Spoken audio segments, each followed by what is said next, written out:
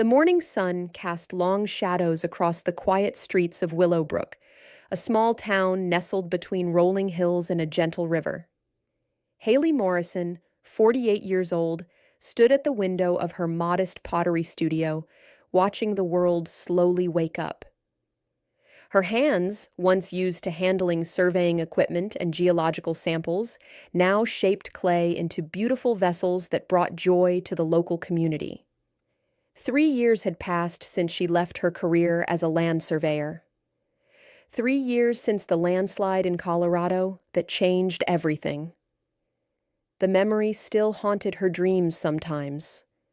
The sound of rushing earth, the desperate calls for help, the feeling of helplessness as nature showed its devastating power. She had been part of the disaster response team, but that day she couldn't save everyone. "Morning, Loki," she whispered to her orange tabby cat, who was stretching lazily on his favorite cushion near the pottery wheel. Loki had been her companion through the darkest days, a small beacon of comfort when the world seemed too heavy to bear. The cat meowed softly in response, his green eyes reflecting the morning light. Hayley smiled and scratched behind his ears before turning back to her work. Today, she planned to finish a set of bowls for Mrs. Henderson, the elderly woman who ran the local bakery. Willowbrook had welcomed her with open arms. The people here were kind and patient, understanding her need for peace and quiet. They didn't ask too many questions about her past, and she was grateful for their discretion. The town had become her sanctuary, a place where she could heal and rediscover who she was beyond the trauma. Her pottery studio occupied the ground floor of a small building on Main Street. The apartment upstairs served as her home, simple but comfortable. The setup allowed her to work when inspiration struck, often late into the evening when the town settled into peaceful silence. As she prepared her workspace for the day, Hayley noticed the sky darkening in the distance. Weather reports had mentioned possible storms, but living in a valley, Willowbrook was usually protected from the worst of nature's fury. The river that flowed beside the town had always been gentle and predictable. She pushed the weather concerns aside and focused on her clay. The familiar rhythm of the pottery wheel soothed her mind, just as it had every day for the past 3 years. Her hands moved with practiced precision, shaping and molding, creating something beautiful from simple earth. Loki jumped onto his perch by the window, tail twitching as he watched birds outside. The cat had an uncanny ability to sense changes in the environment, often becoming restless before storms. Today, however, he seemed calm, content to observe the world from his safe spot indoors. The first customers of the day arrived around 10 o'clock, a young couple looking for a wedding gift. Hayley helped them select a beautiful vase, explaining the techniques she used and the local clay that gave her pieces their distinctive character. These interactions had become precious to her, small connections that slowly rebuilt her faith in community and belonging. By noon, the sky had grown considerably darker, and the first drops of rain began to fall. Hayley closed her shop early, sensing that the weather was about to take a serious turn. She had learned to trust her instincts about natural phenomena, a skill developed during her years as a surveyor in disaster-prone areas. The rain intensified quickly, transforming from gentle drops to a steady downpour within minutes. Hayley secured her outdoor pottery displays and checked that her windows were properly sealed. Loki had abandoned his window perch and was now pacing nervously around the studio. "It's okay, boy," she said, picking up the cat and carrying him upstairs to their apartment. "Just a little storm. We've weathered worse." But as the afternoon progressed, it became clear that this was no ordinary storm. The rain fell with an intensity that Hayley hadn't seen since her days working in monsoon-affected regions. The gentle river that usually babbled peacefully past the town began to swell, its waters turning brown with runoff from the surrounding hills. From her apartment window, Hayley watched the water level rise with growing concern. Her professional experience told her that the town was facing a significant flood risk. The storm drains, designed for normal rainfall, were already overwhelmed. Water was beginning to pool in the streets. She tried calling the town's emergency services, but the phone lines were busy. Power flickered on and off as the wind picked up, adding electrical storms to the dangerous mix. Hayley realized that her quiet retreat was about to become the center of a natural disaster. The memories of Colorado threatened to surface, but she pushed them away. This time would be different. This time she was prepared and could help. By 4 o'clock in the afternoon, the situation in Willowbrook had become critical. The river had burst its banks, sending torrents of muddy water rushing through the lower sections of town. From her second-floor apartment, Hayley watched in horror as the peaceful streets transformed into dangerous waterways. Her professional instincts kicked in.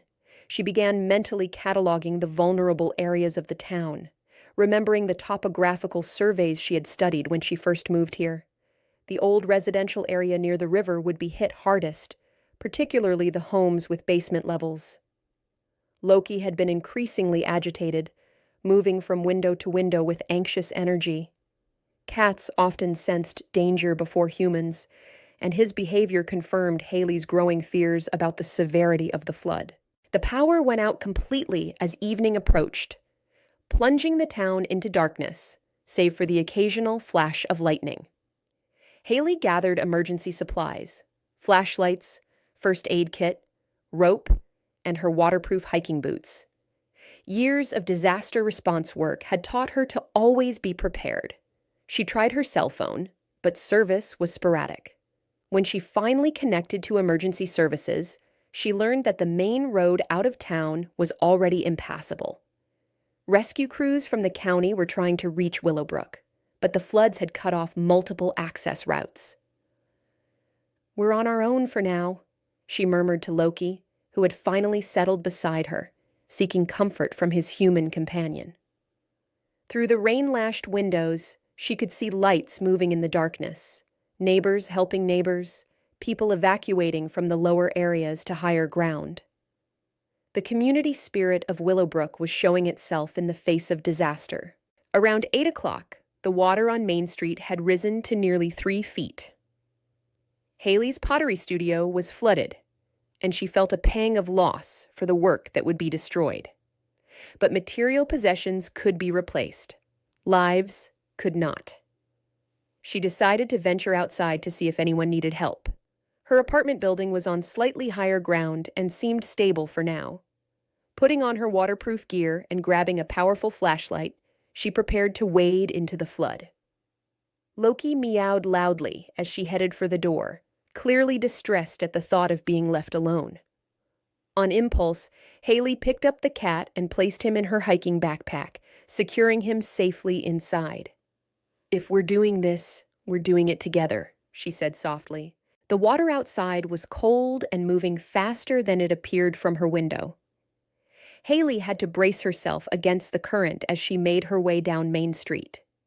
Her surveyor's knowledge of the area's drainage patterns helped her avoid the deepest sections and strongest currents. She encountered several neighbors who were evacuating their homes.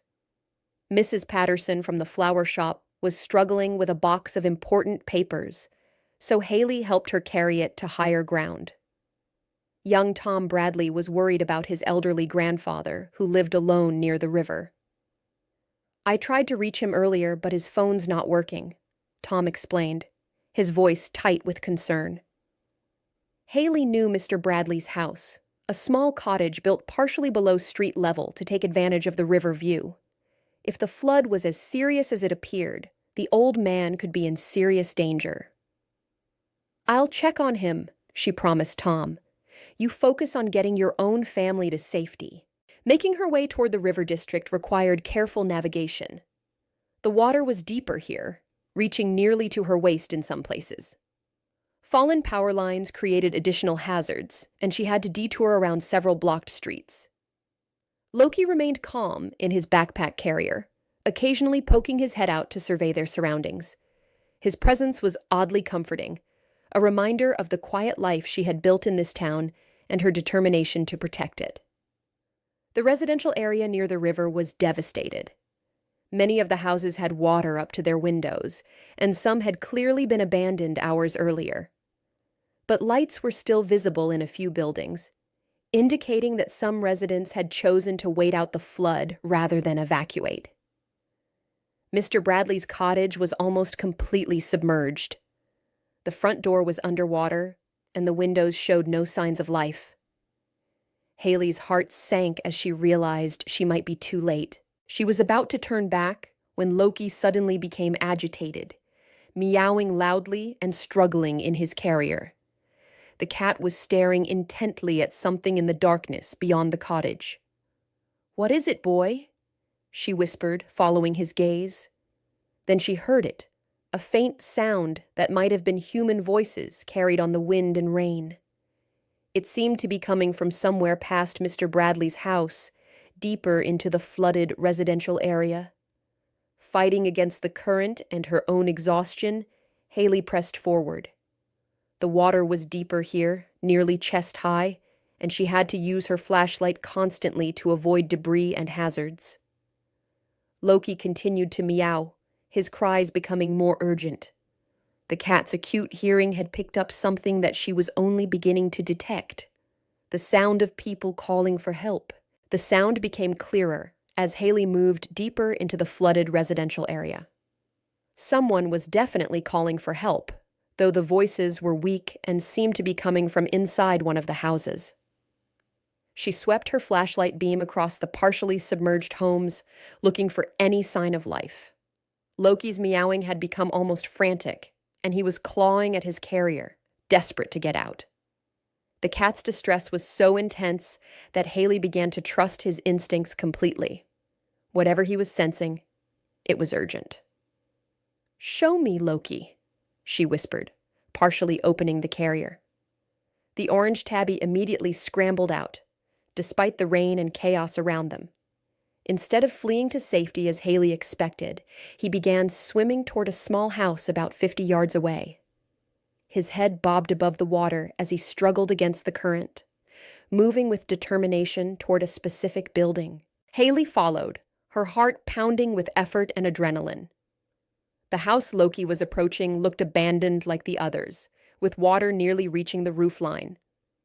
But as she got closer, she could hear what the cat had detected much earlier: faint voices calling from somewhere inside. "Help! Please, someone help us!" The voices were coming from the upper floor, and they sounded elderly and weak. Hayley realized that people were trapped inside, probably in what had been the main living area, but was now barely above the floodline. Loki had reached the house and was now swimming around to the side, where a small section of roof remained above water. With surprising agility for a cat in such conditions, he managed to climb onto the roof tiles and began meowing loudly. Not the panicked cries from earlier, but deliberate attention-getting calls. "I hear you!" Hayley shouted toward the house. "Where are you?" "In here." "We're in here," came the response, definitely from inside the building. As she got closer to the structure, Hayley could see that this house had an unusual design. The main living areas were at what would normally be ground level, but the flood had turned them into a death trap. The residents were trapped in what was now essentially an underwater room with only a small airspace remaining. Her surveyor's training helped her quickly assess the situation. The house had been built with a semi-basement design to maximize the river view, which meant the living areas were actually below the current flood level. The residents had probably been caught off guard when the water rose faster than expected. Loki continued his loud meowing from the roof, as if he understood that his job was to mark the location and guide the rescue effort. The cat's intelligence and loyalty in this crisis amazed Hayley. "How many people are inside?" she called. "Two of us, my husband and me." The water came up so fast. The voice belonged to an elderly woman, and she sounded exhausted and frightened. Hayley realized that time was running out. If the water level continued to rise, or if the victims couldn't hold on much longer, they would drown in their own home. She swam closer to the house, looking for a way inside. The front door was completely underwater, and most of the windows were either submerged or too small to serve as entry points. But near the back of the house, she found a window that was still partially above the flood line. "I'm going to try to get to you through the back window," she shouted. "Are you in the main room?" "Yes, in the living room. The water is up to our necks." Hayley's professional experience kicked in completely now. She assessed the risks. The house structure might be compromised, the electrical system was certainly dangerous, and the water level was still rising. But 2 people were going to die if she didn't act immediately. She managed to break the back window using a piece of debris, clearing away the glass carefully. The opening was small, but she was able to squeeze through into the flooded house. Inside, the scene was nightmarish. The living room was indeed flooded nearly to the ceiling, with only about 2 feet of airspace remaining. An elderly couple, she recognized them as the Hendersons from the bakery, were clinging to a bookshelf, their heads barely above water. "Mrs. Henderson!" "Mr. Henderson!" Hayley called. "I'm here to get you out." The relief in their voices was palpable. "Oh, thank God. We've been here for hours. Harold can't swim very well." Mr. Henderson looked exhausted and was struggling to keep his head above water.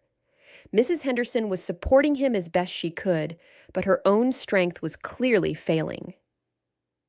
Hayley quickly evaluated their condition and the rescue options.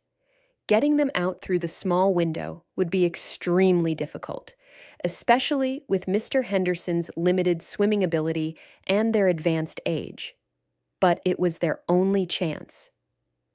"I need you both to listen carefully," she said, moving closer to them through the chest-deep water. "We're going to get out of here, but I need you to trust me and follow my instructions exactly." Outside, Loki continued his vigil on the roof, his meowing serving as a beacon for any other potential rescuers who might be in the area. The rescue operation required all of Hayley's experience and training from her disaster response days. The Hendersons were both in their 70s, exhausted from hours of fighting to stay afloat, and Mr. Henderson was showing signs of hypothermia from prolonged exposure to the cold floodwater. "Harold, I need you to hold on to this," Hayley said, fashioning a makeshift flotation aid from a couch cushion. "Mrs. Henderson, can you still swim?" "A little, but not for long," the elderly woman replied, her voice shaking with cold and exhaustion. Hayley knew she had to get them out quickly. The water level in the room was still rising slowly but steadily, and the air pocket that was keeping them alive was shrinking. She estimated they had maybe 30 minutes before the space became completely flooded. "We're going out through the back window. It's going to be tight, and we'll have to go underwater for a few seconds. Mrs. Henderson, I want you to go first while you still have strength. Mr. Henderson, I'm going to help you every step of the way." She positioned herself between the elderly couple and the window, creating a human chain. Her years of working in dangerous terrain had taught her the importance of methodical, calm action in crisis situations. "When we go under, hold your breath and let me guide you. Don't panic if you feel disoriented. Trust me, and we'll get through this together." Mrs. Henderson nodded bravely. Despite her fear, the elderly woman had maintained remarkable composure throughout the ordeal. "What about our cat?" she asked suddenly. "Mittens is somewhere upstairs." "I'll come back for the cat once you're both safe," Hayley promised, though she wasn't sure the house would remain stable enough for another rescue attempt. Outside, Loki seemed to sense the urgency of the situation. His meowing had changed to a rhythmic pattern, almost like a countdown or encouragement. The intelligent cat had appointed himself as their guardian and guide. Hayley helped Mrs. Henderson to the window first. The elderly woman took a deep breath and allowed herself to be guided underwater and through the opening. It was a tight fit, and for a terrifying moment, Hayley thought she might get stuck. But with careful maneuvering, they made it through. Once outside, Mrs. Henderson gasped and coughed up water, but she was alive and conscious. "Harold!" she called back toward the house. "Come on, Harold!" Getting Mr. Henderson out proved more challenging. The elderly man was heavier and less mobile, and his hypothermia had worsened. He was becoming confused and disoriented, making the rescue more dangerous. "Mr. Henderson, I need you to stay with me," Hayley said firmly, using the authoritative tone she had developed during emergency responses. "Your wife is waiting for you outside. We're going to swim out together." She positioned herself behind him, supporting his weight while guiding him toward the window.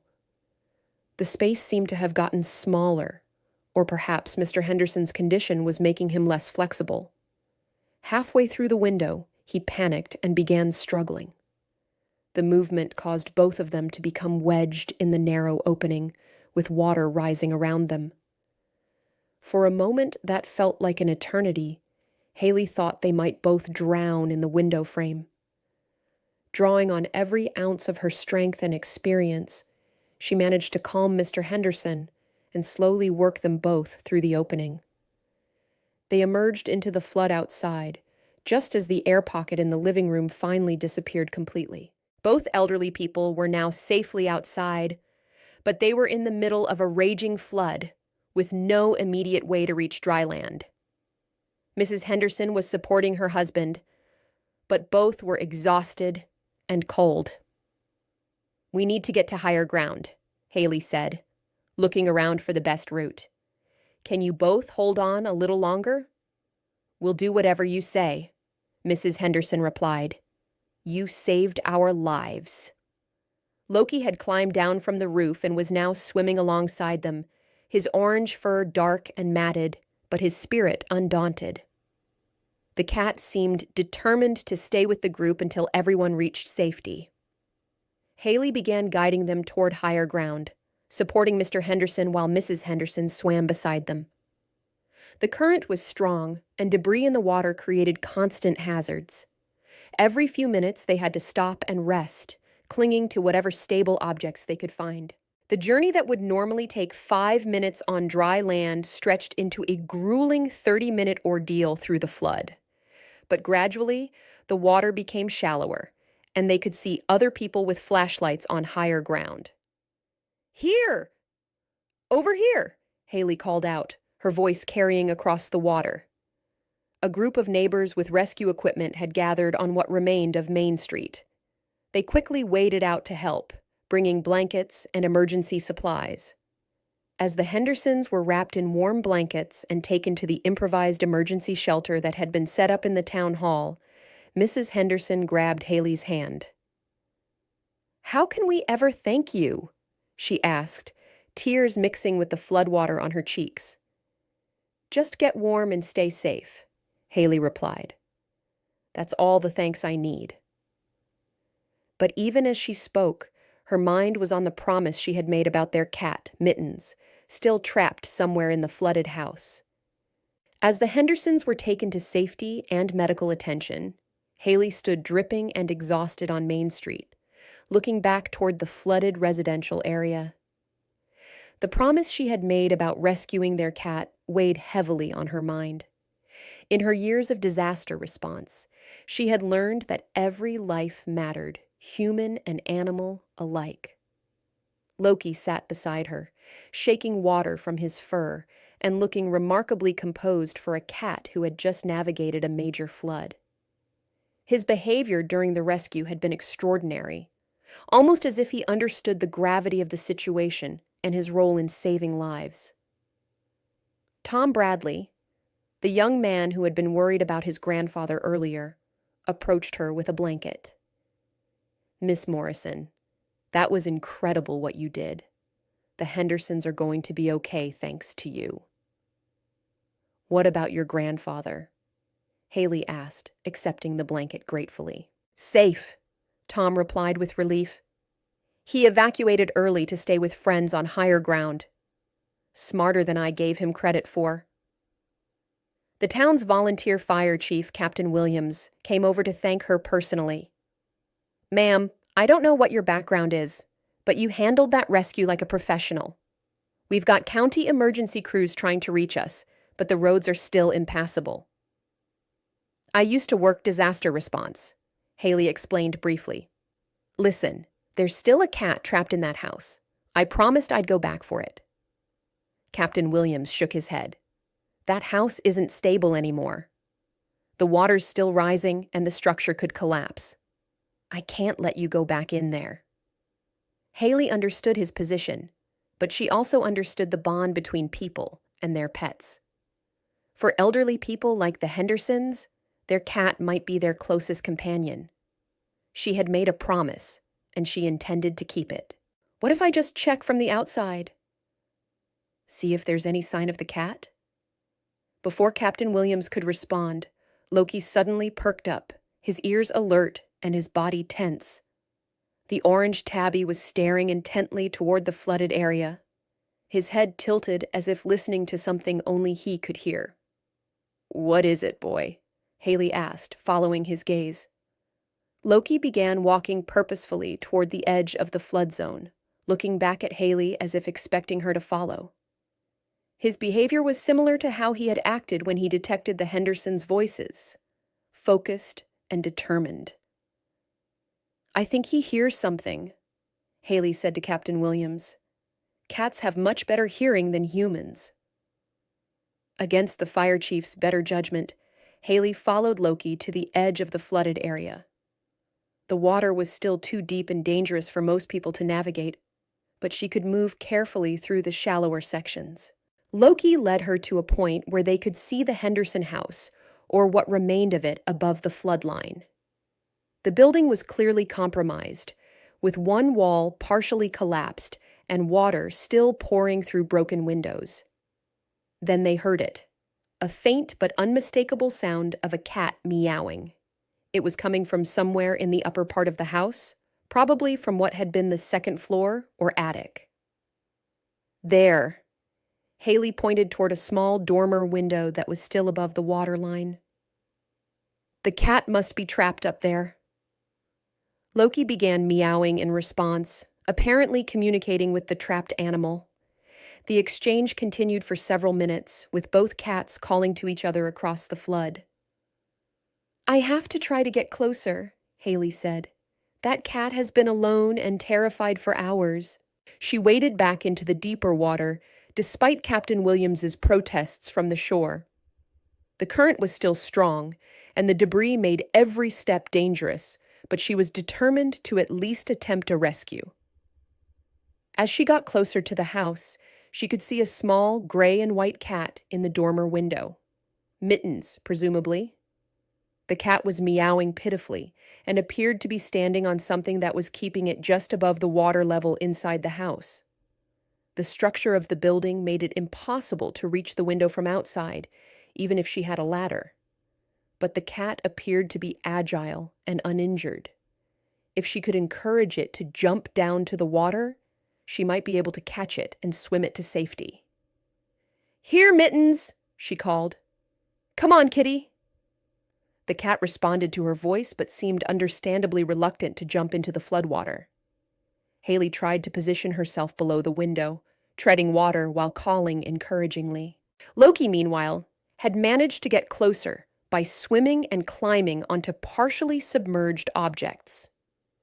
He positioned himself where Mittens could see him and began meowing, what sounded almost like encouragement or instruction. Whether it was Loki's coaching or desperation from being trapped, Mittens finally made the leap.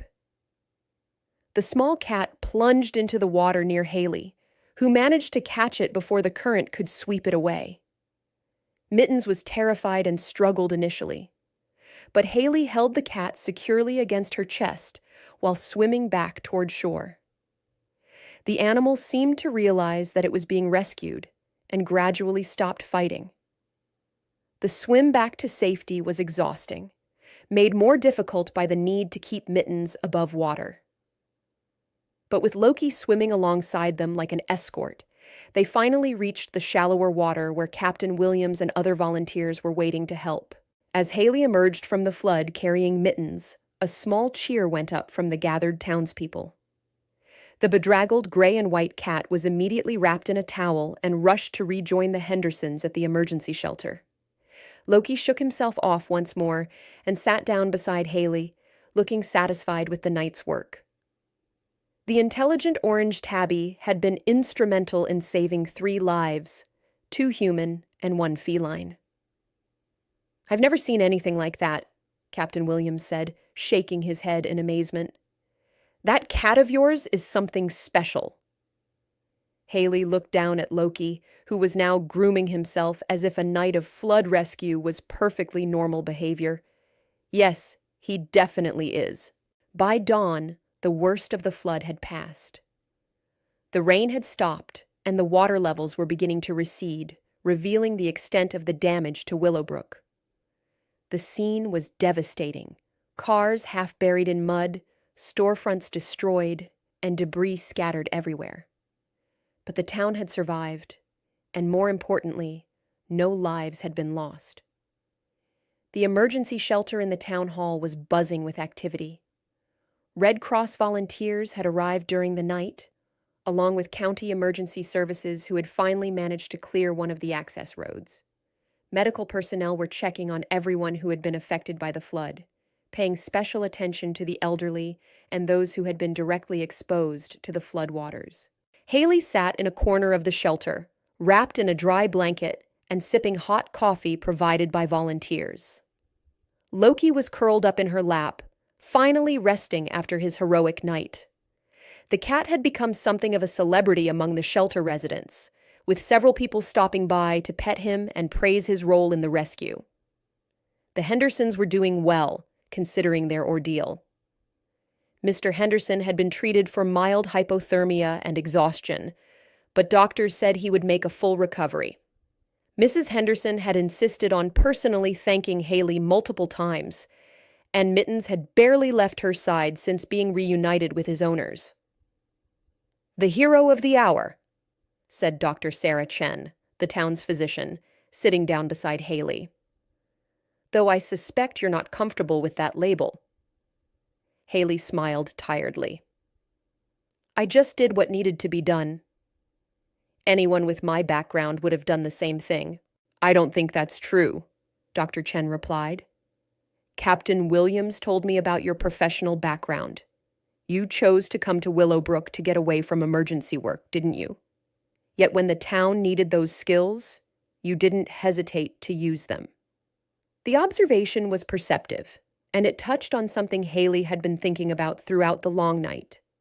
For 3 years, she had been running from her past as a disaster response professional, trying to forget the trauma of the Colorado landslide. But last night, using those skills to save lives had felt natural and right. "I suppose I never really stopped being who I was," she said quietly. "I just needed time to heal." Tom Bradley approached with his grandfather, an elderly man who walked with a cane but had alert, intelligent eyes. "Miss Morrison," Tom said, "I wanted you to meet my grandfather, Edwin Bradley.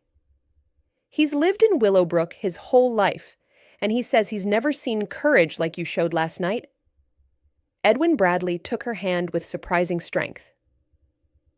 "Young lady, what you did for the Hendersons, and the way you handled yourself in that flood, that was the work of someone who understands both danger and duty.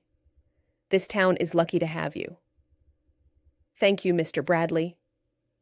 I'm just glad everyone is safe." As the morning progressed, the true scope of the damage became clear. Hayley's pottery studio had been completely flooded, and most of her equipment and finished pieces were destroyed. But somehow, the loss didn't feel as devastating as she had expected. The pottery had been therapy for her, a way of rebuilding her life. But last night had shown her that she had rebuilt more than she realized. Captain Williams approached her around mid-morning with an unexpected proposal. "Miss Morrison, I've been talking with the county emergency management folks, and they're impressed with how you handled the rescue last night. We've never had a proper emergency coordinator in Willowbrook, always relied on county services. But after what happened, the town council is thinking we need someone local, someone who understands both the risks and the community. Hayley looked at him with surprise. Are you offering me a job? I'm saying that if you were interested, we'd like to talk to you about it. The pottery business can wait, can't it? This town could use someone with your skills and your heart. The proposal was unexpected, but it felt right in a way that surprised Hayley. For 3 years, she had been hiding from her professional identity. But last night had reminded her why she had chosen disaster response work in the first place. Not for the adrenaline or the challenge, but for the opportunity to help people in their most vulnerable moments. I'd be interested in discussing it, she said carefully, but I should mention that I come with a partner. She gestured to Loki, who was now awake and observing the conversation with interest. Captain Williams laughed. After last night, I think that cat has earned himself an honorary position with the fire department. We'd be honored to have both of you. As the day wore on, the community began the long process of cleanup and recovery. Neighbors helped neighbors. Businesses opened their doors to those who had lost homes, and volunteers from neighboring towns arrived to assist. The spirit of Willowbrook, which had attracted Hayley 3 years earlier, was showing itself at its best.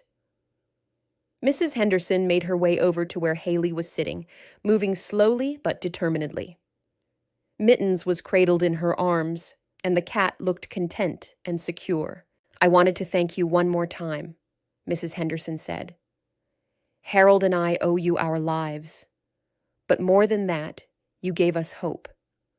When we were trapped in that house, we thought we were going to die.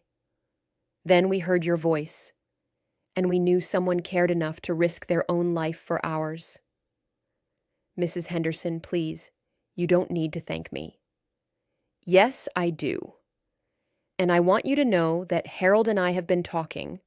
Our house is gone, but we have insurance and family who can help us rebuild. When we do, we're going to include a small studio space for a potter, if you're interested, of course.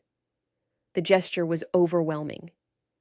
Hayley felt tears welling up in her eyes, not tears of sadness, but of gratitude for the kindness and generosity of the people who had become her community. That's incredibly generous of you. It's the least we can do for the woman who saved our lives. Besides, Mrs. Henderson smiled, Mittens has taken quite a liking to Loki. I think they're going to be fast friends. As if to prove her point, Mittens began purring loudly when Loki approached. The two cats sniffed each other cautiously, then seemed to reach some kind of understanding. Soon they were sitting together, Loki gently grooming the smaller cat's fur.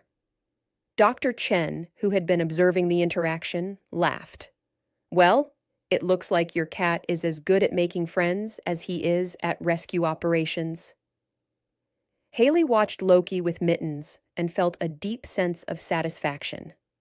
The orange tabby had not only saved lives during the flood, but he was now providing comfort to a fellow survivor.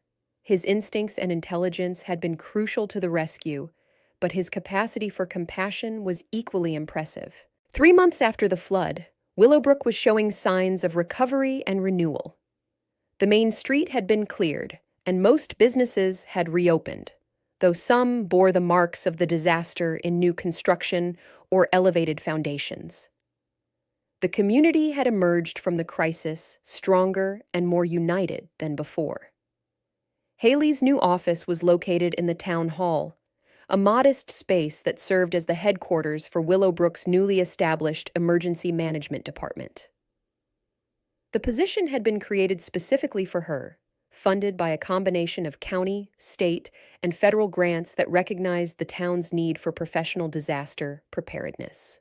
Her daily work was a balanced mixture of planning, training, and community outreach. She developed evacuation plans, conducted safety drills, and worked with residents to identify and address vulnerabilities in their homes and businesses. The work was fulfilling in a way that pottery, despite its therapeutic benefits, had never been. Loki had adapted well to his new role as the unofficial mascot of the Emergency Management Department. The orange tabby spent his days in the office, greeting visitors and seemingly understanding the importance of the work being done around him. The townspeople had embraced him as a local hero, and children often stopped by just to pet the rescue cat. The cat's fame had spread beyond Willowbrook as well. A regional newspaper had written a story about the flood rescue, focusing particularly on Loki's role in locating the trapped Hendersons. The article had been picked up by other news outlets, and Hayley had received letters from across the state praising both her courage and her remarkable feline partner. "You've got another interview request," said Janet Murphy, the town clerk who had become Hayley's informal assistant. "This time it's from a television station in Denver. They want to do a feature story about animal heroes in disaster response."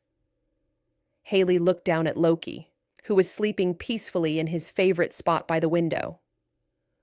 "What do you think, boy? Ready to be a TV star?" The cat opened one green eye, yawned elaborately, and went back to sleep. His attitude seemed to say that fame was nice, but nap time was more important. The Hendersons had indeed rebuilt their home, incorporating the pottery studio they had promised Hayley. The new house was built on higher ground and designed to withstand future flooding. Mrs. Henderson had recovered fully from her ordeal and had reopened her bakery in a temporary location while the main street businesses were being renovated.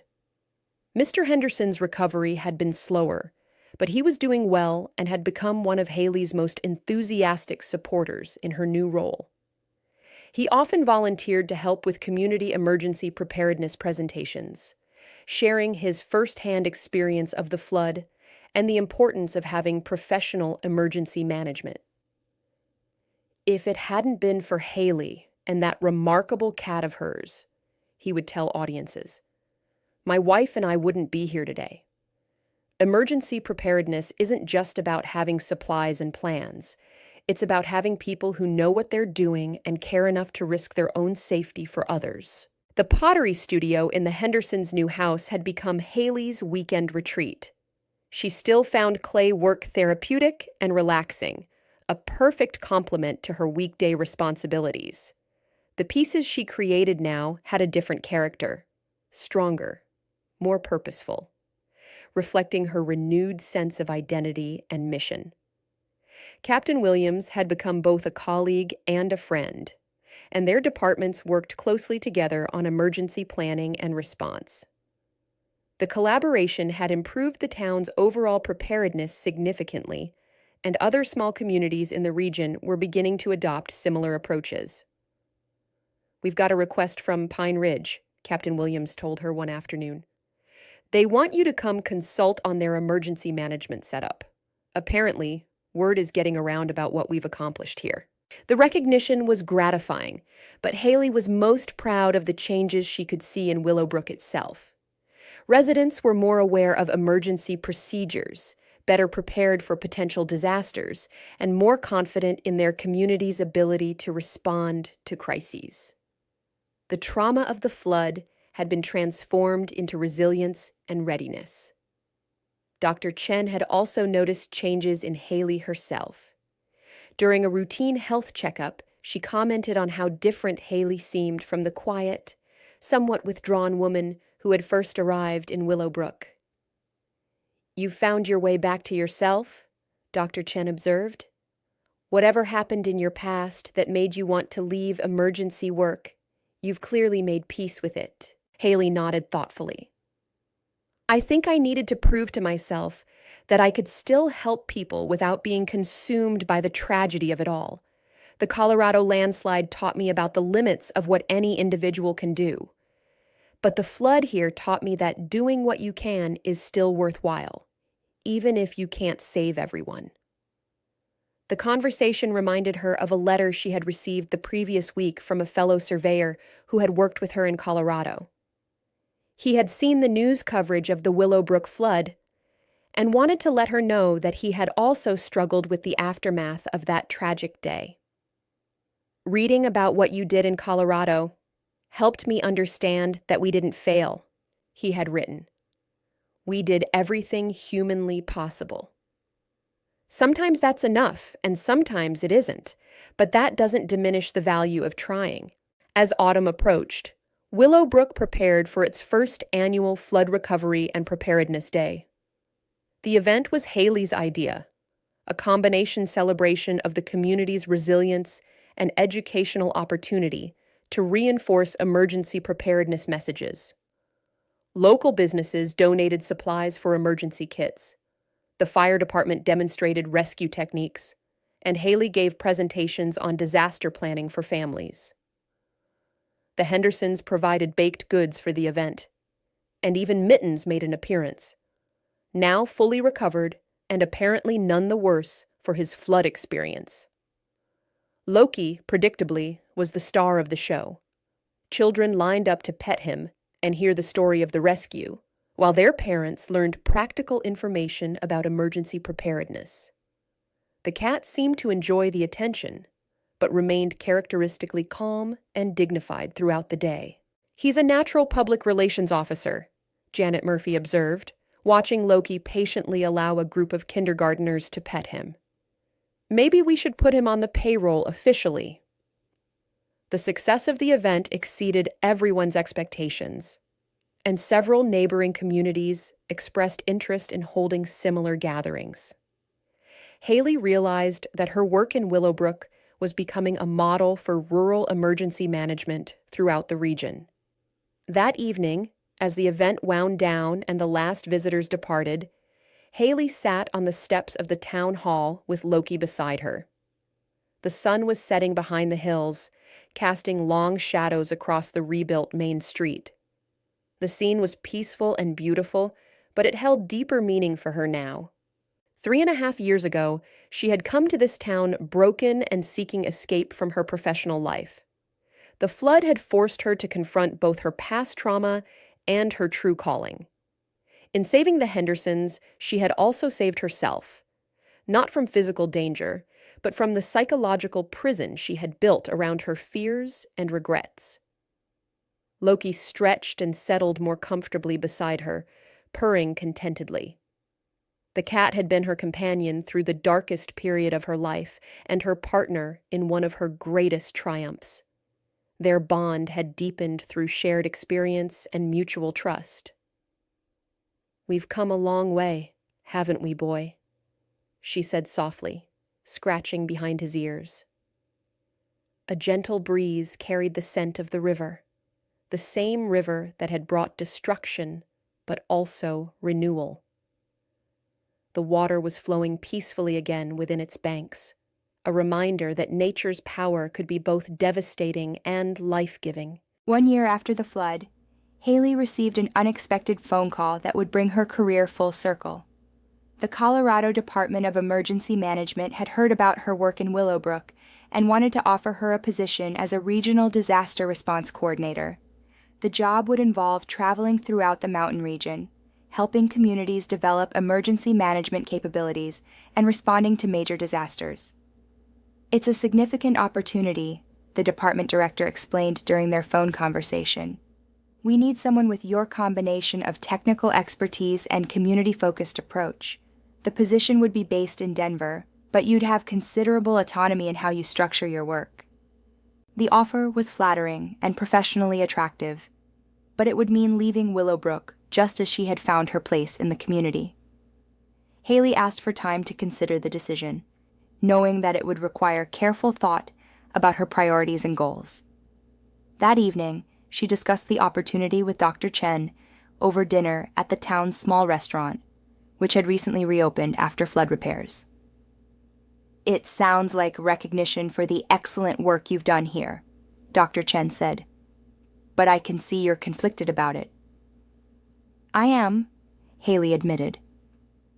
3 years ago, I would have jumped at the chance to return to my original career at a higher level. But I've built something here in Willowbrook that feels important and meaningful. Loki, who had accompanied them to the restaurant and was lying quietly under their table, seemed to be listening to the conversation. The cat had become so accustomed to being included in Hayley's daily activities that he had developed an uncanny ability to sense her moods and concerns. "What does your instinct tell you?" Dr. Chen asked. Before Hayley could answer, Captain Williams appeared at their table with an urgent expression on his face. "Hayley, I'm sorry to interrupt, but we've got a situation. There's been a major earthquake about 200 miles north of here. The State Emergency Management Office is requesting assistance from all available personnel with disaster response experience." The request triggered an immediate response from Hayley's professional instincts. "How bad is it?" "Preliminary reports suggest significant structural damage and possible casualties. They need experienced coordinators who can deploy quickly and help organize the response effort." Hayley looked at Loki, who had sat up alertly at the mention of emergency deployment. The cat seemed to understand that they might be heading into another dangerous situation, but his expression showed readiness rather than concern. "How soon do they need me there?" "As soon as possible. They're setting up an incident command center, but they need people who can hit the ground running." The decision crystallized in that moment. Hayley realized that her true calling wasn't choosing between local and regional emergency work. It was being available to help wherever and whenever disaster struck, while maintaining her base in the community that had become her home. "I'll go," she said to Captain Williams, "but I need to make a phone call first." She stepped outside the restaurant and called the Colorado Department of Emergency Management director who had offered her the Denver position. "I appreciate the offer," she told him, "but I'd like to propose an alternative arrangement. What if I remained based in Willowbrook but worked as a contract coordinator for major incidents throughout the region? That way, I could maintain my local responsibilities while providing the expertise you need for large-scale disasters." The director was intrigued by the proposal. "That's an unusual arrangement, but given your track record, I think we could make it work. Would you be available for immediate deployment when needed?" "Absolutely. In fact, I'm prepared to respond to the earthquake situation tonight if you need me there." Within 2 hours, Hayley was on the road heading north with emergency supplies and equipment in her SUV. Loki sat in his travel carrier, alert and ready for whatever lay ahead. The cat had become such an integral part of her emergency response identity that she couldn't imagine deploying without him. The earthquake had indeed caused significant damage to a rural mountain community not unlike Willowbrook. Buildings had collapsed, roads were blocked, and communication systems were disrupted. The situation was complicated by the remote location and difficult terrain, which made it challenging for outside assistance to reach the affected area. Hayley arrived at the incident command post at dawn, where she was immediately assigned to coordinate search and rescue operations. Her experience from both her original disaster response career and the more recent Willowbrook flood proved invaluable in organizing the complex operation. Loki, meanwhile, had caught the attention of the other response personnel. Word of his role in the Willowbrook rescue had spread through the emergency management community, and several team members were curious about the hero cat. "He's not just a mascot," Hayley explained to a group of search and rescue specialists. "He has genuinely useful instincts for locating people in distress. I've learned to trust his behavior as an indicator of where to focus our efforts." The comment proved prophetic when, on the second day of operations, Loki began displaying the same focused, urgent behavior he had shown during the flood.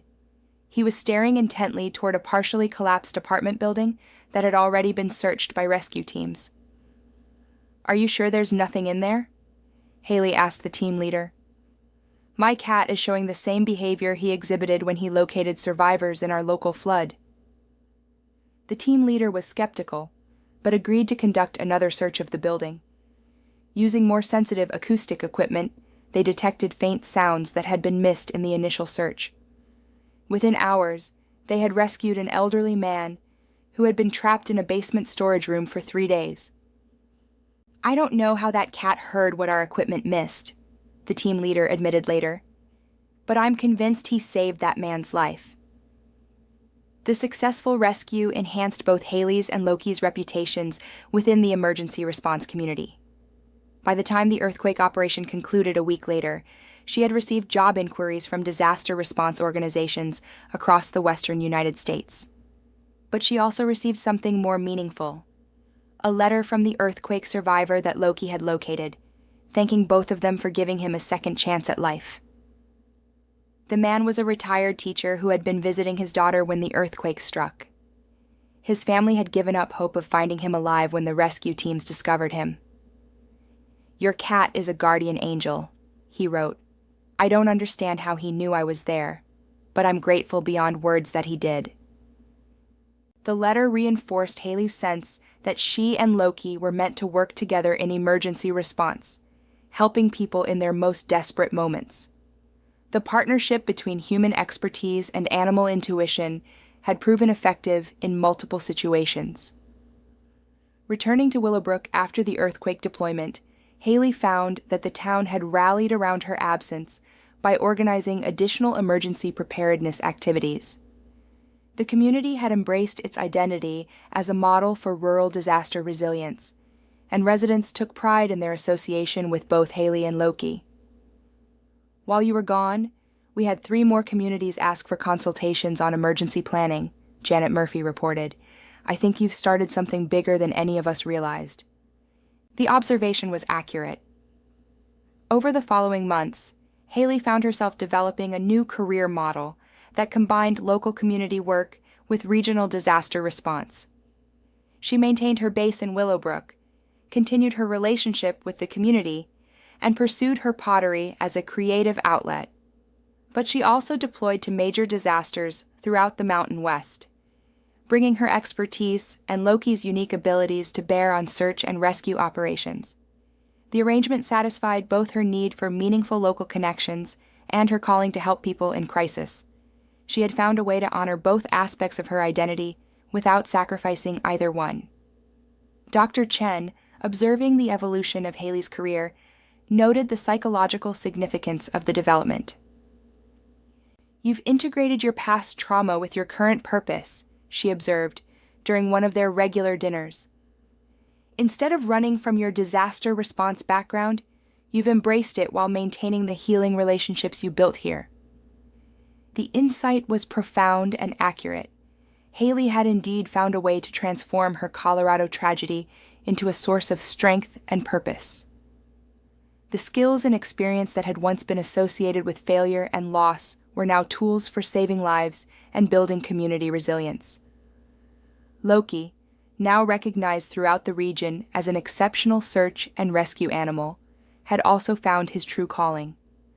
The cat approached each new deployment with the same calm professionalism he had shown during the Willowbrook flood, and his success rate in locating survivors had made him something of a legend among emergency responders. Epilogue. Legacy of Courage. 5 years after the flood that changed everything, Willowbrook had become a destination for emergency management professionals from across the country. The town's transformation from flood victim to resilience model was studied in universities and replicated in communities throughout rural America. Hayley's innovative approach to combining local engagement with regional disaster response had evolved into a recognized specialty within the emergency management field. She had co-authored a manual on rural disaster preparedness and was frequently invited to speak at conferences and training programs. The pottery studio in the Hendersons' house had become her sanctuary, a place where she could process the emotional weight of disaster response work through creative expression.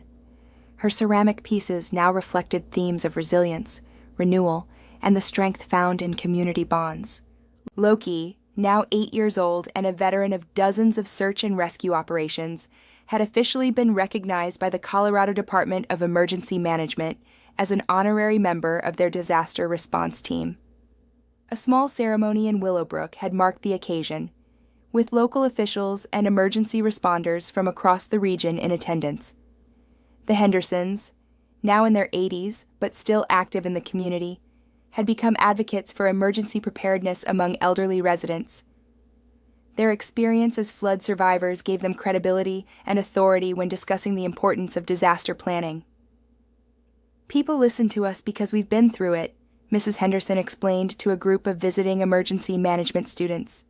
When we tell them about the importance of having an emergency plan and staying connected to neighbors, they understand that we're not just repeating textbook advice. Mittens and Loki had indeed become close friends, often seen together around town.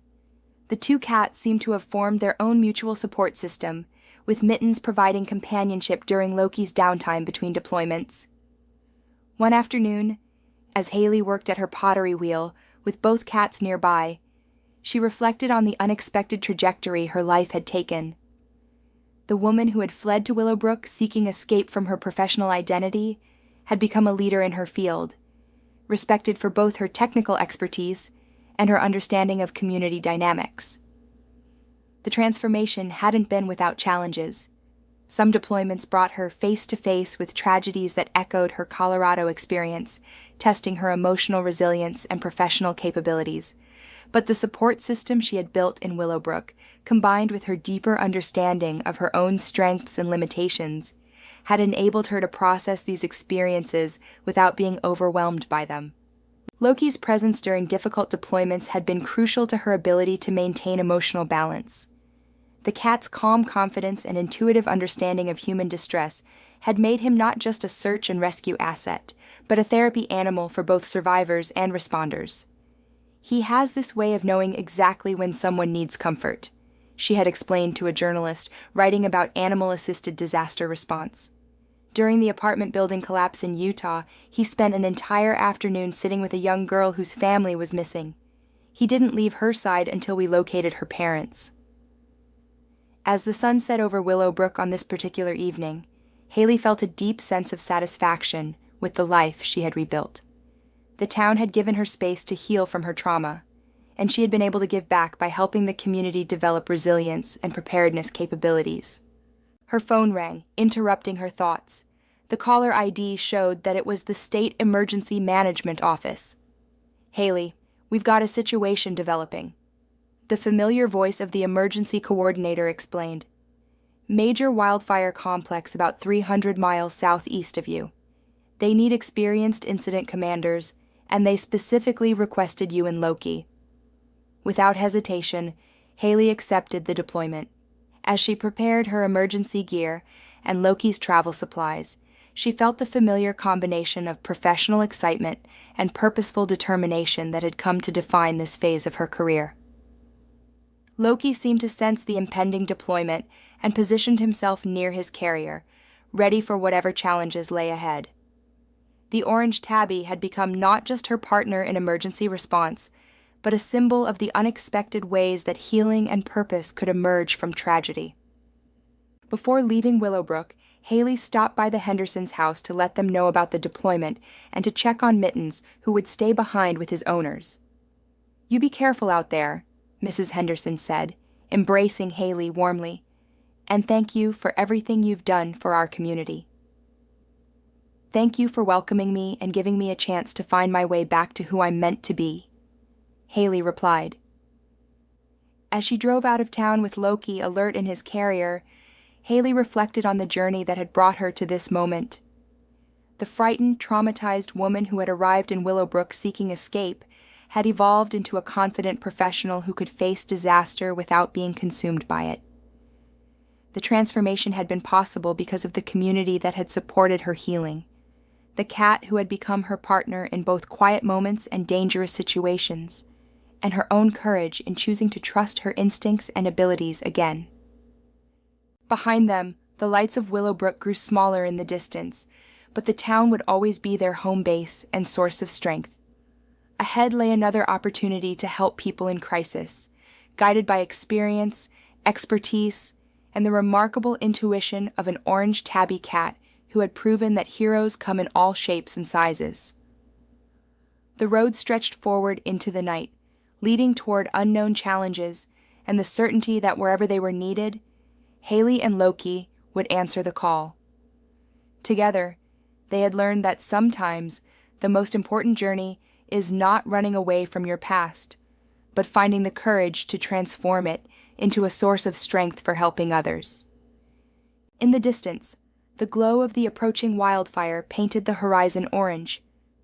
not a symbol of destruction, but a reminder of the work that lay ahead and the lives that might yet be saved through the partnership of human determination and animal wisdom that had begun on a flood-ravaged night in a small town called Willowbrook.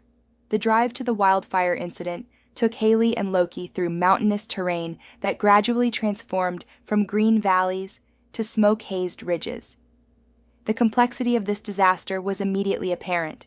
Multiple fire fronts burning across thousands of acres, threatening several small communities and a major highway corridor. At the incident command post, a sprawling collection of emergency vehicles and temporary structures, Hayley was briefed on the situation by Incident Commander Rodriguez, a veteran of wildfire response with 20 years of experience. "We've got 3 separate fire complexes that merged overnight," Rodriguez explained, pointing to a large tactical map. "The main concern is Pineview Valley. About 800 residents who are refusing evacuation orders. They think they can defend their properties, but the fire behavior models show the area could be overrun within 12 hours. Hayley studied the topographical information, her surveyor's background helping her understand the terrain challenges. "What's the access situation?" "That's our biggest problem. There's only one road in and out, and it runs through a narrow canyon. If the fire jumps the road, those people are trapped." The scenario was precisely the type of complex, high-stakes situation that had drawn Hayley back to disaster response work. But it was also the kind that could easily become a repeat of her Colorado trauma if not handled carefully. Loki, meanwhile, had been exploring the command post area with his characteristic curiosity. Several firefighters had recognized him from news coverage of previous deployments and were eager to meet the famous rescue cat. The attention didn't seem to bother him. If anything, he appeared to understand that he was among professionals who appreciated his unique abilities. "Your cat's got quite a reputation," Rodriguez commented, watching Loki calmly accept pets from a group of smoke jumpers. "Think he'll be useful in a wildfire situation?" "His abilities seem to translate across different types of disasters," Hayley replied. "During the earthquake deployment, he located survivors in situations where our equipment initially failed. I've learned to trust his instincts." Rodriguez assigned Hayley to lead a team focused on evacuating the holdouts in Pineview Valley. The mission was complicated by the residents' determination to stay and defend their homes, despite the obvious danger. Many were longtime residents who had survived previous fires and believed they could do so again. The drive into Pineview Valley was sobering. Smoke obscured much of the landscape, and the smell of burning vegetation was intense. Ash fell like snow on the windshield, and the air quality was hazardous even with masks and filters. Loki remained alert but calm in his carrier, occasionally looking out the windows at the smoke-obscured scenery. His behavior suggested concern, but not panic. He seemed to understand that this was a different type of emergency than the flood, requiring different responses. The first house they approached belonged to the Kowalski family, a couple in their 60s with adult children who lived in the city but had been unable to convince their parents to leave. Mr. Kowalski met them at the gate, his face streaked with soot from defending his property with garden hoses and sprinkler systems. "We're not leaving," he declared before Hayley could introduce herself. "This land has been in my family for 3 generations. We've fought fires before and won." Hayley recognized the determination in his voice, the same stubborn courage that had probably helped his family survive previous challenges. But she also saw the fear in his wife's eyes as she watched the smoke-darkened sky. "Mr. Kowalski, I understand your attachment to this place," Hayley said carefully, "but the fire behavior analysts are predicting conditions that are different from anything you've experienced before. The fire is moving faster and burning hotter than historical patterns." "Government experts," Mr. Kowalski scoffed. "They don't know this land like we do." Mrs. Kowalski approached hesitantly, drawn by the sight of Loki and his carrier. "Is that the cat from the flood rescue?" "I saw the story on the news." "Yes, this is Loki," Hayley confirmed, opening the carrier so the orange tabby could emerge. He's helped locate survivors in several disasters. The cat immediately approached Mrs. Kowalski, who knelt down to pet him. The simple interaction seemed to ease some of the tension in the situation. "He's beautiful," she said softly, "and so calm, despite all this chaos." Hayley saw an opening. Animals often sense danger before we do. "Loki has been unusually alert today, but not panicked. That tells me we still have time to make good decisions, but we shouldn't wait too long." Over the next hour, she used a combination of professional expertise and gentle persuasion to help the Kowalskis understand the true nature of the threat. She showed them weather data, fire behavior predictions, and evacuation route analyses. Most importantly, she listened to their concerns and acknowledged their deep connection to the land. Loki played an unexpected role in the conversation by displaying subtle signs of increasing agitation as the afternoon progressed. The cat's behavior changes, which Hayley interpreted for the couple, provided real-time confirmation of the growing danger.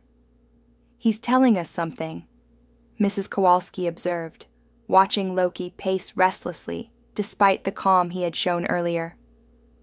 "Animals can detect changes in air pressure, humidity, and other environmental factors that we might miss," Hayley explained. "His increasing restlessness suggests that conditions are deteriorating."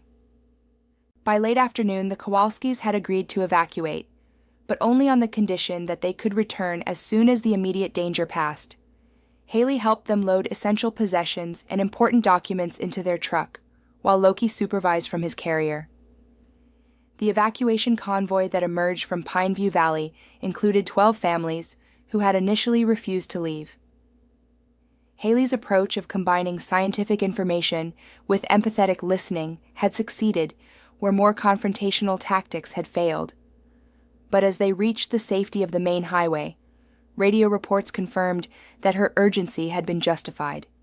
The fire had indeed jumped the road into the valley, and the area they had just evacuated was now completely cut off and engulfed in flames. "You saved our lives," Mrs. Kowalski said, as they watched smoke billow from the direction of their home. "If we had waited another hour." The successful evacuation operation established Hayley's reputation among the wildfire response community and led to additional assignments throughout the 2-week fire complex.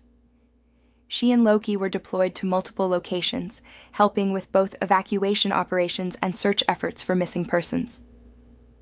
During one particularly challenging mission, Loki's abilities proved crucial in locating a family of campers who had become lost while trying to evacuate from a remote campground. The cat's behavior led search teams to a creek bed where the family had taken shelter, probably saving them from being overrun by the advancing fire.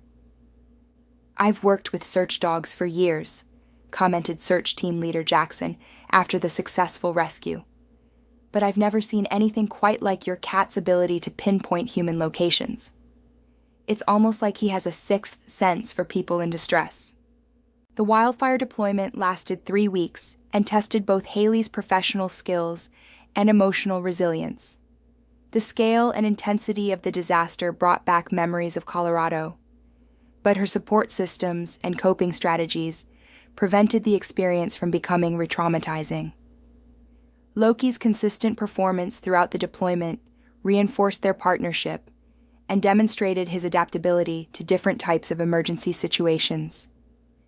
The cat had proven that his abilities weren't limited to flood scenarios, but extended to any situation involving people in danger. The success of the wildfire deployment led to a series of professional opportunities that elevated Hayley's profile within the emergency management community. She was invited to join a federal advisory committee on rural disaster preparedness and was asked to contribute to new training protocols for multi-hazard emergency response. Back in Willowbrook, the town had embraced its identity as the home of a nationally recognized emergency management professional. The local newspaper ran a series of articles about Hayley's work, and the town council passed a resolution officially recognizing both her and Loki as honorary citizens of distinction. the pottery studio continued to serve as Hayley's creative outlet and emotional processing space. Her recent work showed influences from her wildfire experience, pieces with flame-like patterns and colors that reflected both destruction and renewal. Several galleries had expressed interest in exhibiting her work, though she preferred to keep pottery as a personal practice rather than a commercial venture. "Your art is becoming more sophisticated," observed Martha Stevens, a visiting art professor who had come to Willowbrook to study the relationship between trauma, healing, and creative expression. "The pieces you've created since returning from the wildfire show a complexity that wasn't present in your earlier work."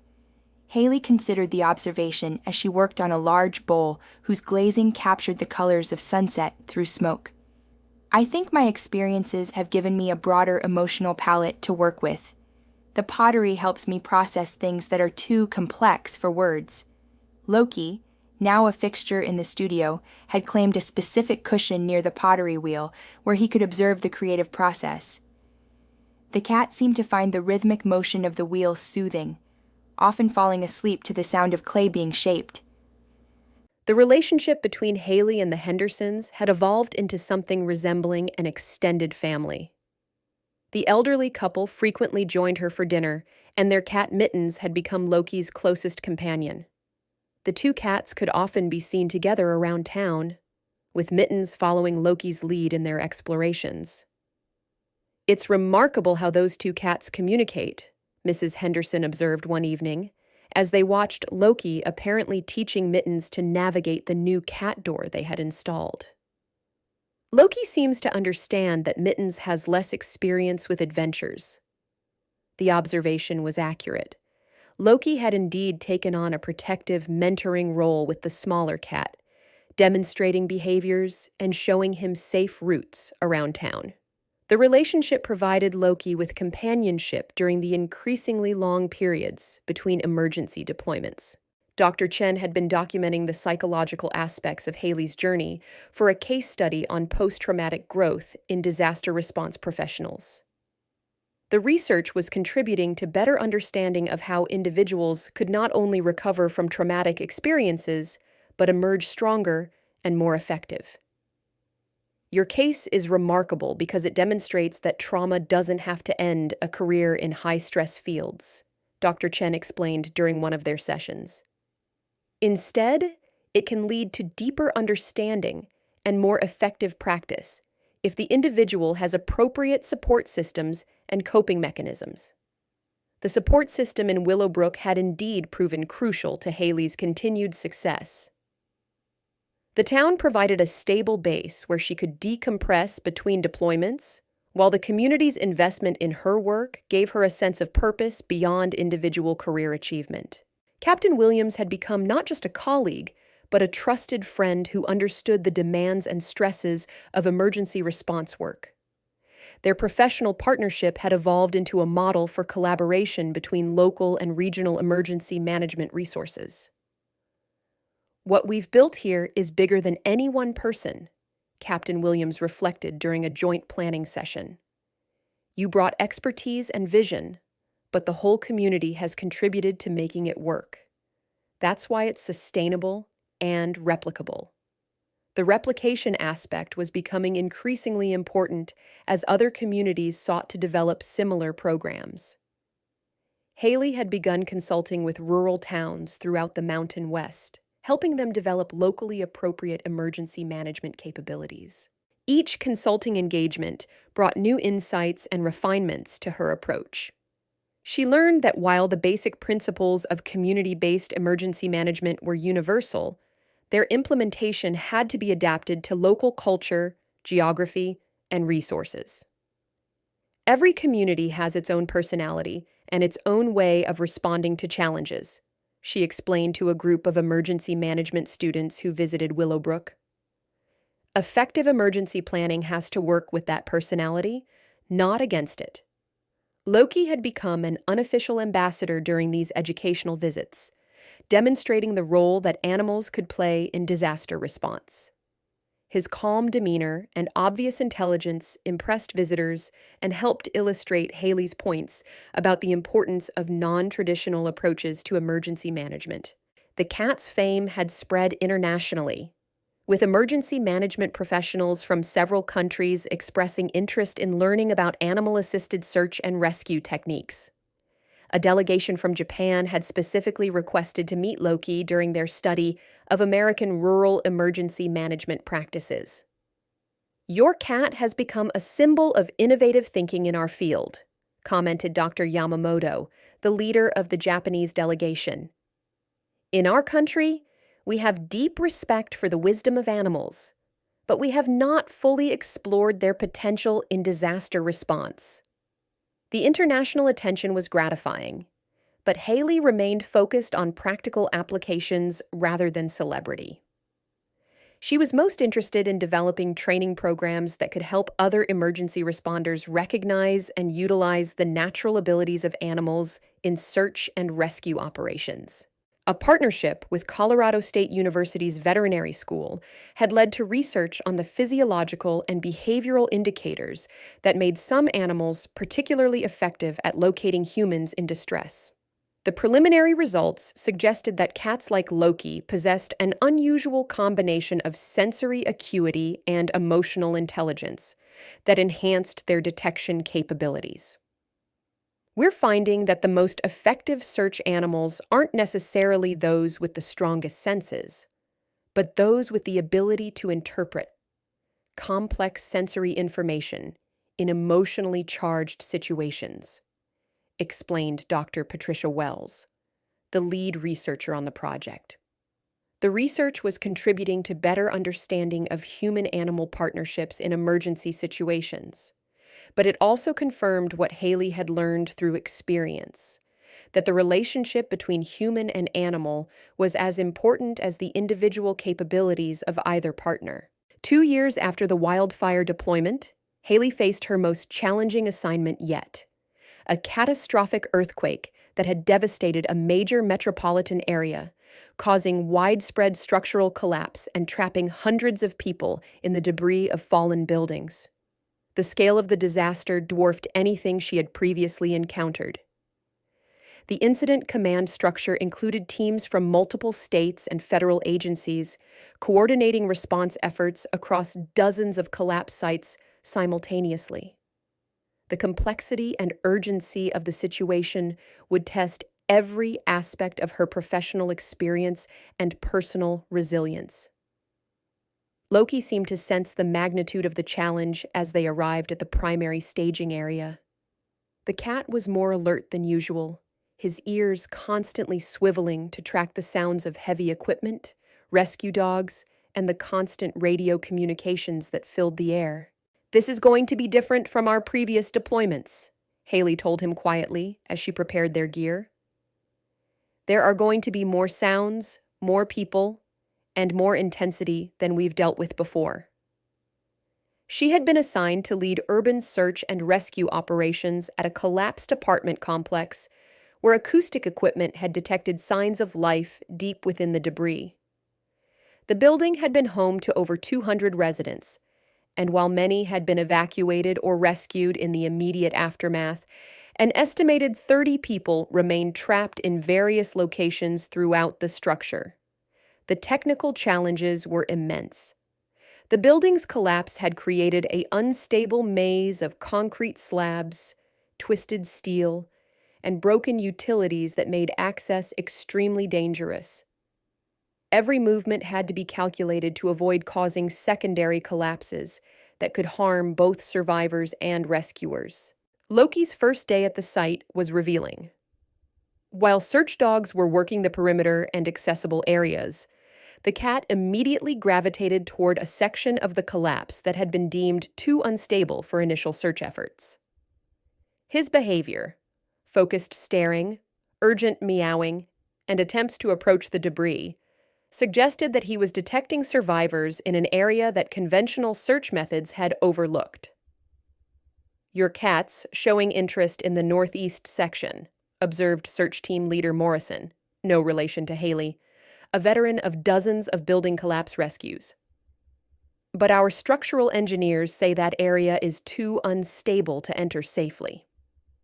Hayley studied the debris pattern and the cat's behavior carefully.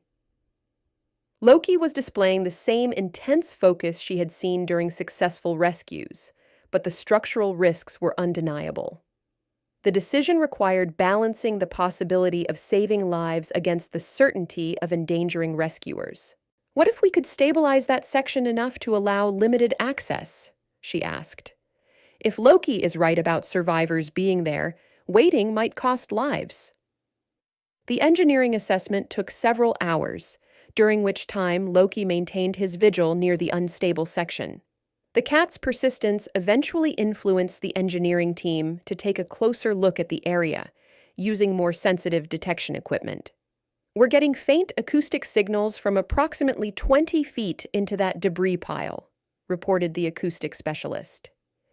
"It could be survivors, but accessing that location would require extensive shoring operations." The discovery validated Loki's instincts and justified the effort to make the area accessible. Over the next 12 hours, engineering crews worked to create a safe access route into the debris field, guided by the cat's indication of the most promising search area. The rescue operation that followed was technically complex and emotionally intense.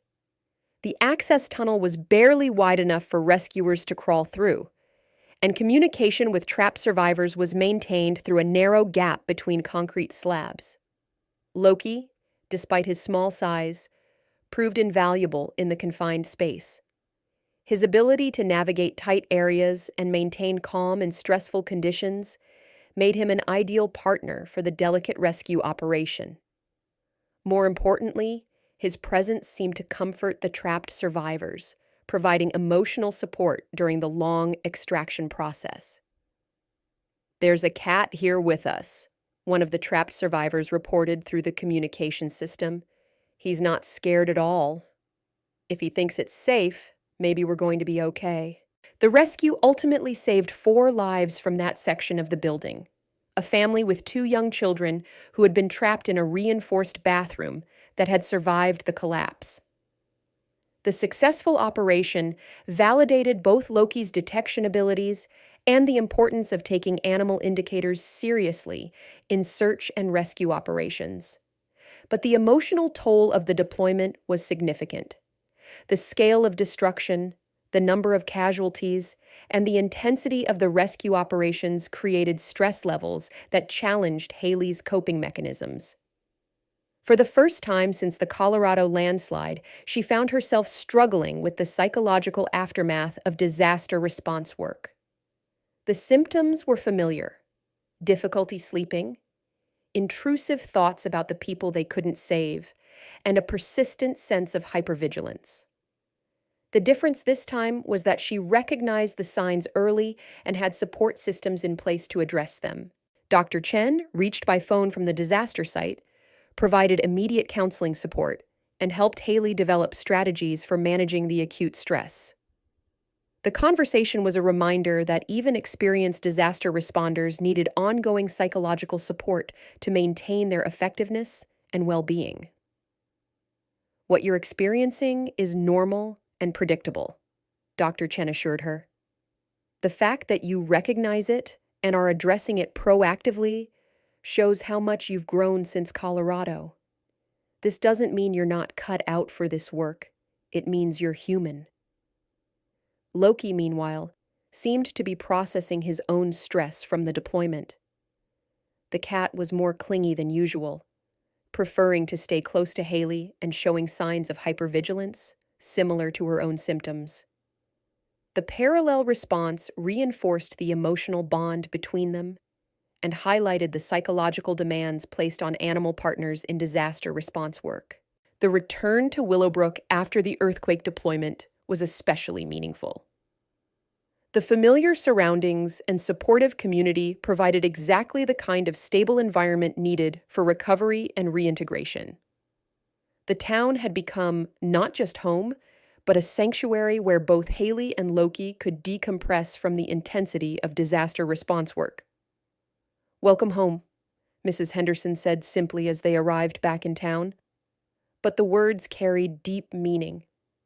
Home was where they belonged, where they were understood and valued not just for their professional capabilities, but for who they were as individuals. The pottery studio became particularly important during the recovery period. Working with clay provided a tactile, meditative activity that helped process the complex emotions and memories from the earthquake deployment. The pieces Hayley created during this period were darker and more abstract than her previous work, reflecting the psychological complexity of her recent experiences. Loki spent long hours in the studio during this period, often sleeping on his favorite cushion, but occasionally approaching Hayley for physical comfort. The mutual support between them was crucial to both their recoveries, demonstrating the interdependence that had developed through their partnership. The earthquake deployment, despite its psychological challenges, had established Hayley and Loki as premier partners in complex urban search and rescue operations. Requests for their services increased significantly, but Hayley had learned the importance of selective deployment to maintain both effectiveness and personal well-being. "I've realized that saying yes to every request isn't sustainable," she explained to Captain Williams during a planning session. "The work is too intense, and the psychological demands too high to maintain a constant deployment schedule. Quality over quantity has to be the approach." This philosophy led to a more strategic approach to deployment decisions, with Hayley accepting only assignments where their specific skill set would make a crucial difference. The selectivity actually enhanced their reputation, as their successes became associated with the most challenging and high-profile rescue operations. A partnership with the National Institute of Standards and Technology led to research on improving building collapse rescue techniques, using insights gained from Loki's unique detection abilities. The research was contributing to better understanding of how survivors might be located more efficiently in complex collapse scenarios. "Your cat's success rate in locating survivors in unstable environments is statistically significant," reported Dr. Jennifer Walsh, the NIST researcher leading the study. "We're trying to understand what environmental cues he's responding to so we can potentially replicate his abilities with technology."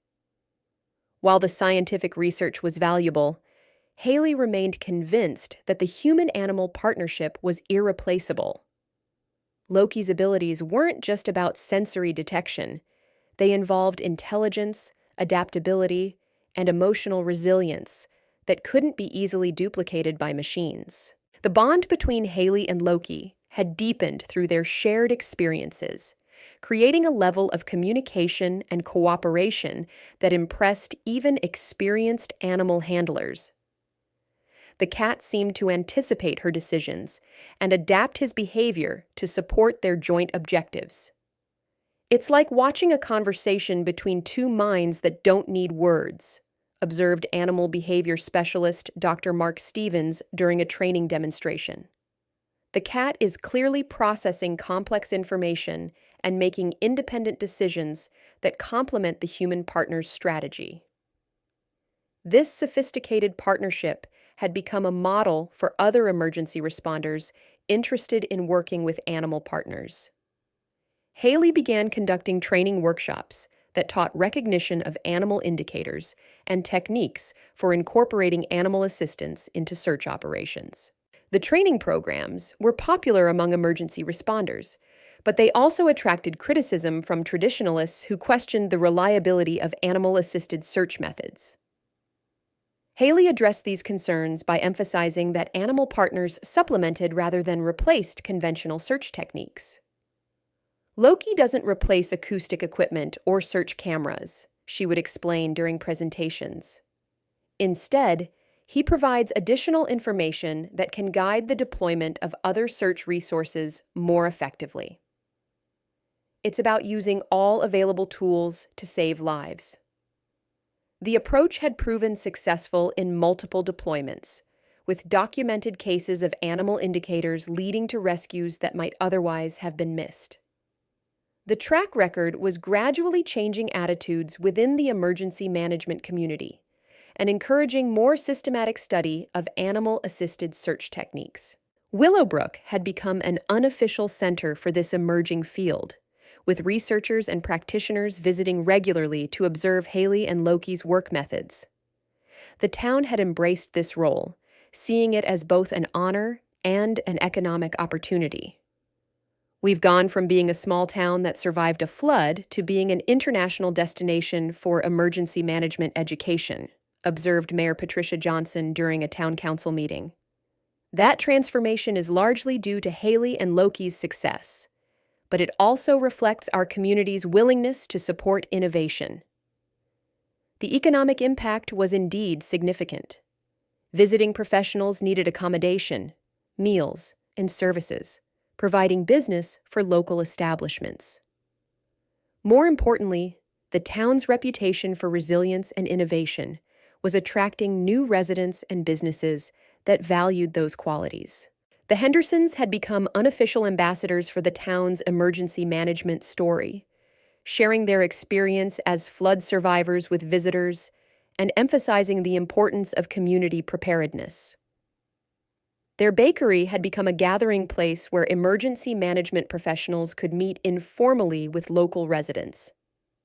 People want to hear from someone who's actually been through a disaster, Mrs. Henderson explained to a group of visiting researchers.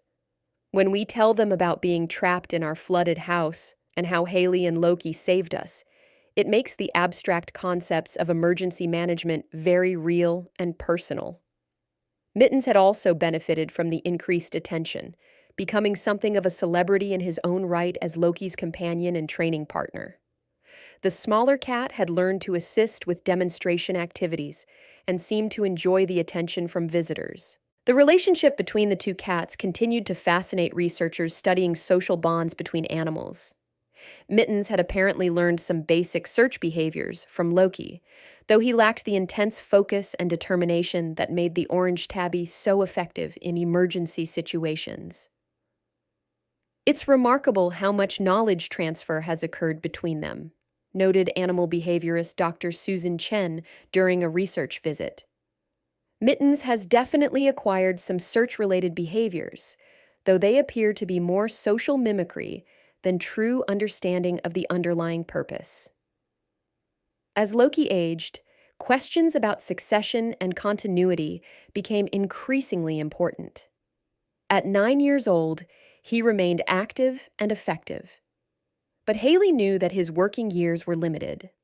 The search for and training of a successor would be crucial to maintaining the capabilities they had developed together. Several cats had been evaluated as potential partners, but none had shown Loki's unique combination of sensory ability, intelligence, and emotional resilience.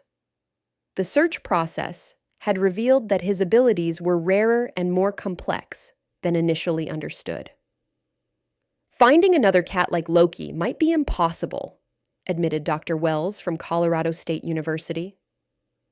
His capabilities appear to be a unique combination of genetic gifts, early experiences, and specific training that would be very difficult to replicate deliberately. This reality led to increased emphasis on documenting and studying Loki's methods while he remained active.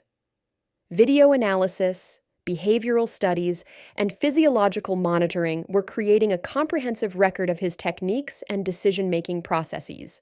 The research was valuable for understanding animal cognition and search behavior, but it also served a practical purpose in developing training protocols for other potential animal partners. Even if another cat couldn't match Loki's abilities exactly, the insights gained from studying him could improve the effectiveness of other animal-human partnerships. 10 years after the flood that changed everything, Willowbrook hosted its first international conference on animal-assisted emergency response. The 3-day event brought together researchers, practitioners, and policymakers from around the world to discuss the growing field that Hayley and Loki had helped establish. Loki, now 11 years old and officially retired from active search operations, served as the conference's honorary mascot. The distinguished orange tabby moved through the gathering with the calm dignity that had characterized his entire career, accepting attention from admirers while maintaining his characteristic composure. The conference presentations documented remarkable progress in understanding and implementing animal-assisted search techniques. Teams from 6 countries reported successful programs based on principles developed in Willowbrook, with documented cases of lives saved through animal indicators. What began as an isolated partnership between one woman and her cat has evolved into a recognized specialty within emergency management, noted Dr.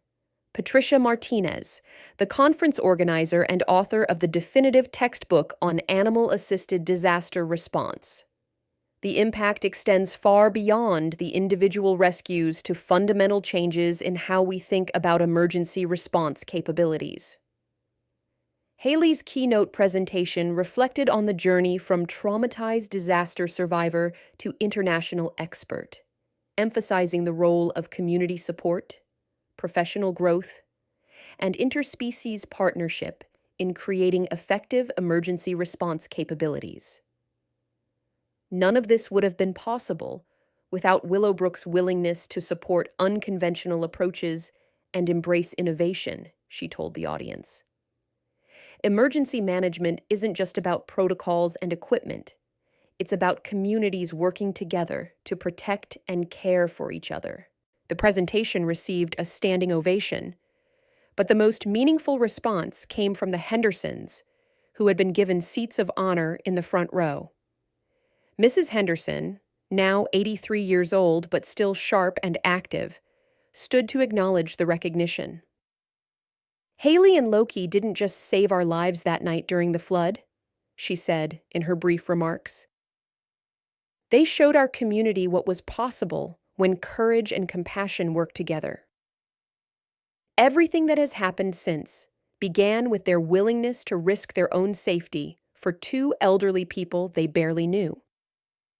The observation captured the essence of what had made the Willowbrook model successful: the combination of professional expertise with deep personal commitment to community welfare. This integration had created sustainable, replicable approaches that were now being implemented internationally. Loki's retirement had been gradual, with his active search duties being reduced over the previous 2 years as his age and energy levels warranted. But his role as trainer and mentor to younger animals continued, making him valuable in developing the next generation of search partners. 3 cats were currently in training programs based on techniques developed with Loki, though none had yet demonstrated his full range of abilities. The training process had revealed the complexity of his skills and the difficulty of replicating them systematically. "Loki remains the gold standard for animal-assisted search capabilities," explained Dr. Stevens, who now directed the Willowbrook Center for Emergency Animal Partnership. "The cats in our current program are showing promise, but they may represent specialized applications rather than complete replacements for his comprehensive abilities." The center, established 2 years earlier with federal funding, had become the primary research and training facility for animal-assisted emergency response. Located in a facility adjacent to Hayley's pottery studio, it provided both practical training opportunities and research capabilities for advancing the field. Hayley's role had evolved to focus more on training, consultation, and research rather than active deployment. At 58 years old, she remained physically capable of field work, but had chosen to concentrate on developing and transferring knowledge to younger professionals. The pottery studio remained her sanctuary and creative outlet, with her recent work reflecting the satisfaction and fulfillment of a life well lived. Her pieces had evolved to incorporate themes of partnership, growth, and the interconnectedness of all living beings. "Your art has become a visual narrative of your journey," observed Martha Stevens, the art professor who had followed Hayley's creative development over the years. The pieces tell the story of trauma, healing, purpose, and ultimately wisdom gained through experience. Several pieces from her collection had been acquired by museums documenting the history of emergency management, ensuring that the artistic record of her journey would be preserved alongside the professional and scientific documentation. The relationship between Loki and Mittens continued to provide companionship and comfort for both cats as they entered their senior years. Mittens, now 9 years old himself, had become Loki's constant companion and seemed to understand his role in supporting the older cat's retirement.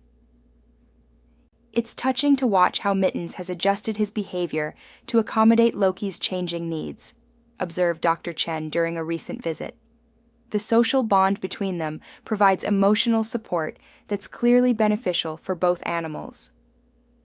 The Hendersons, despite their advanced age, remained active in the community and continued to serve as living testimonies to the importance of emergency preparedness. Their rebuilt home had become a popular stop for visitors learning about flood recovery and resilience. "We never expected to become poster children for disaster recovery," Mrs. Henderson joked during a recent interview. "But if our experience helps other people understand the importance of preparation and community support, then it's been worthwhile." Their story had indeed become a central part of the Willowbrook narrative, demonstrating that disaster victims could become advocates and leaders in emergency preparedness efforts. The transformation from helpless flood survivors to community educators illustrated the potential for post-traumatic growth and resilience. Captain Williams, now the town's emergency management director, had overseen the expansion of Willowbrook's emergency capabilities far beyond what anyone could have imagined when Hayley first arrived. The town now served multiple counties as a regional resource for disaster planning and response. "What we've built here goes beyond any single person or program," he reflected during the conference. "We've created a culture of preparedness and innovation that attracts people who want to be part of something meaningful and effective." This culture had indeed become Willowbrook's defining characteristic, attracting new residents, businesses, and institutions that valued the community's commitment to safety, resilience, and mutual support. The town had grown by nearly 30% over the past decade, while maintaining its small-town character and values. As the conference concluded and visitors prepared to return to their home countries and communities, the impact of the Willowbrook model was evident in their enthusiasm and commitment to implementing similar approaches. The ripple effects of one woman's courage and one cat's extraordinary abilities would continue to spread, potentially saving lives in communities around the world. Hayley stood in her pottery studio that evening, working on a piece that would commemorate the conference and the milestone it represented. Loki was sleeping peacefully on his favorite cushion, while Mittens curled up nearby. The scene was quiet and domestic, a stark contrast to the international attention and recognition they had received. But this simple moment captured the essence of what had made their journey successful, the foundation of ordinary life that had enabled extraordinary achievements. The partnership between a traumatized disaster survivor and an intuitive cat had grown into something much larger, but it remained grounded in the basic values of courage, compassion, and community service. Outside the studio windows, the lights of Willowbrook twinkled in the evening darkness. The river that had once brought destruction now flowed peacefully within its restored banks, a reminder that nature's power could be both devastating and renewing. The town that had given Hayley refuge had become a beacon for communities worldwide, demonstrating that small places could make large contributions to human welfare and safety. As she shaped the clay on her wheel, Hayley reflected on the unexpected path her life had taken. The frightened woman who had fled to this small town, seeking escape from her professional identity, had become a leader in her field, respected internationally for both her expertise and her innovative approaches to emergency management. The transformation had been possible because of the support she had received, the community that had embraced her, and the remarkable partnership she had developed with an extraordinary cat. But most importantly, it had occurred because she had found the courage to face her fears, embrace her capabilities, and commit herself to serving something larger than her own comfort and safety. Loki stirred on his cushion, opening one green eye to check on his human partner before settling back into sleep. the connection between them remained strong even in retirement, a bond forged through shared dangers and sustained through mutual trust and affection. The legacy they had created together would continue to evolve and expand, carried forward by new generations of emergency responders and animal partners. But the core principles they had demonstrated, the importance of innovation, community support, and the willingness to risk safety for others, would remain constant. In communities around the world, men and women were learning to recognize the signs that might indicate trapped survivors, to trust the instincts of animal partners, and to approach emergency management with both professional competence and deep personal commitment. Each successful rescue, each life saved, would be part of the continuing story that had begun with a flood, a frightened woman, and a courageous orange cat in a small town called Willowbrook. If this story touched you, don't forget to like, comment, and subscribe. We'd love to hear what inspired you the most. And where in the world are you watching from? Let us know below.